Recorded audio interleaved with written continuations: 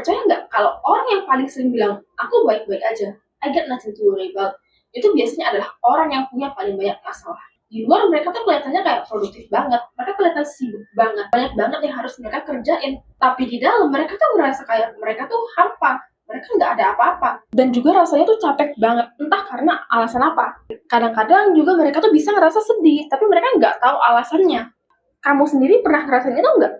Kalau pernah, itu tandanya mental kamu lagi butuh istirahat.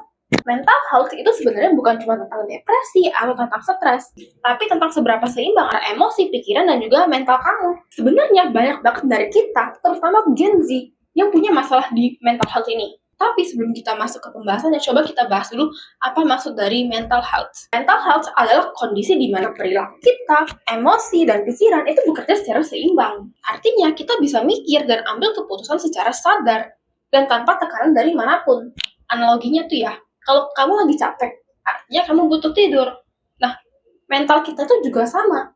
Kalau mental kita lagi capek, kalau kita lagi banyak pikiran, kita lagi ngerasa kayak emosinya lagi nggak stabil, mental kita juga butuh istirahat. Kalau misalnya mental kamu tuh butuh istirahat, tapi kamu terus kerja terus, lama-lama bisa bikin mental kamu tuh jadi sakit. Dan lama-kelamaan tuh juga bisa stres. Kita cuma diajarin caranya bersabar, tapi nggak diajarin cara mengelola emosi. Nah, dari sinilah kesehatan mental itu bisa terganggu. Kita sebagai Gen Z hidup di era yang sangat terbuka. Informasi bisa menyebar dengan sangat cepat dalam hitungan menit atau bahkan detik aja. Kita bisa tahu informasi yang terjadi di luar negeri dalam waktu hitungan detik, cuma dengan typing di internet, atau bahkan kadang-kadang notifnya bisa muncul sendiri di device kita. Tapi di saat yang bersamaan, ini juga merupakan era yang paling menekan. Misalkan kamu lihat di sosmed, banyak banget orang-orang tuh yang nge-posting tentang achievement mereka, tentang mereka udah lulus kuliah, udah dapet kerjaan, menang lomba, menang ini itu, dan kelihatannya tuh mereka bahagia banget. Tapi apakah aslinya juga begitu? Belum tentu. Bisa aja itu cuma di depan layar. Di belakang layar belum tentu mereka tuh benar-benar bahagia. Semua orang, termasuk kamu sendiri, bisa update story Instagram kapan aja. Mereka juga bisa update status WA itu kapan aja. Tapi mereka nggak bisa update perasaan mereka sebenarnya. Mereka nggak bisa update perasaan mereka tuh sebenarnya bahagia atau enggak atas pencapaian itu. Mereka juga nggak bisa update apakah sebenarnya mereka tuh merasa tertekan sama pencapaian mereka. Apakah mereka benar-benar meraih itu karena niat dari diri mereka sendiri, atau mereka tertekan, atau bagaimana. Mereka nggak bakal update semua itu. Kalau kita sering lihat sosmed, otomatis kita bakal sering bandingin diri kita sama orang lain. Kita bandingin diri kita sama teman kita, atau bahkan orang lain yang sama sekali kita nggak kenal. Ada orang di umur 20 yang udah berhasil, yang udah financially free, ada yang udah punya rumah, ada yang punya ini, ada yang punya itu. Kita lihat pencapaian orang-orang, tapi diri kita sendiri belum mencapai hal itu. Seringkali kita tuh ngerasa kayak, aduh kayaknya aku gagal nih. Aduh kayaknya aku ketinggalan dari mereka. Padahal sebenarnya nggak ada yang nyuruh kita buat berhasil begitu cepat. Tapi sosmed bikin kita percaya kalau orang lain udah meraih sesuatu tapi kita belum, itu artinya kita gagal. Nah, sebenarnya inilah yang bikin mental kita itu merasa tertekan dan lama-lama mentalnya terkikis. Akhirnya, kita bakal jadi generasi yang paling sibuk. Karena kita sibuk ngejar ini, ngejar itu. Kita mau ngejar apa yang udah diraih oleh orang lain. Tapi aslinya nggak ada apa-apa. Aslinya itu kosong.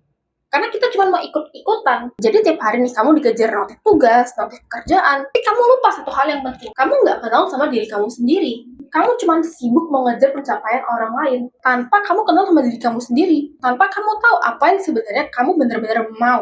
Lihat orang udah berhasil, mikir harus berhasil juga.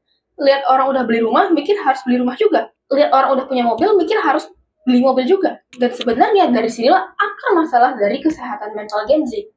Bukan lemah, tapi nggak kenal sama diri sendiri, nggak tahu apa yang diri sendiri mau.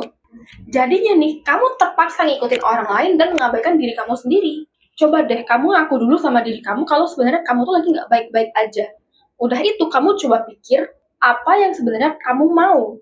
Coba kamu tulis di buku atau di kertas atau dimanapun, kamu pikir, kamu tuangin semua pikiran kamu ke dalam kertas itu. Nggak perlu nulis yang rapi, yang penting kamu jujur sama diri sendiri. Nah, kalau kamu cuma mikirin terus, itu lama-lama cuma bakal jadi beban pikiran. Dan inilah yang bisa mempengaruhi kesehatan mental. Nulis adalah cara paling sederhana untuk ngeluarin isi pikiran. Terus kamu bisa mulai atur ulang hidup kamu. Cukup mulai dari hal-hal yang paling kecil.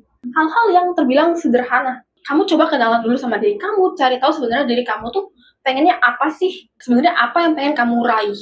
Apa yang pengen kamu kejar? Dan kamu nggak perlu ngikutin orang lain, because everyone has different paths.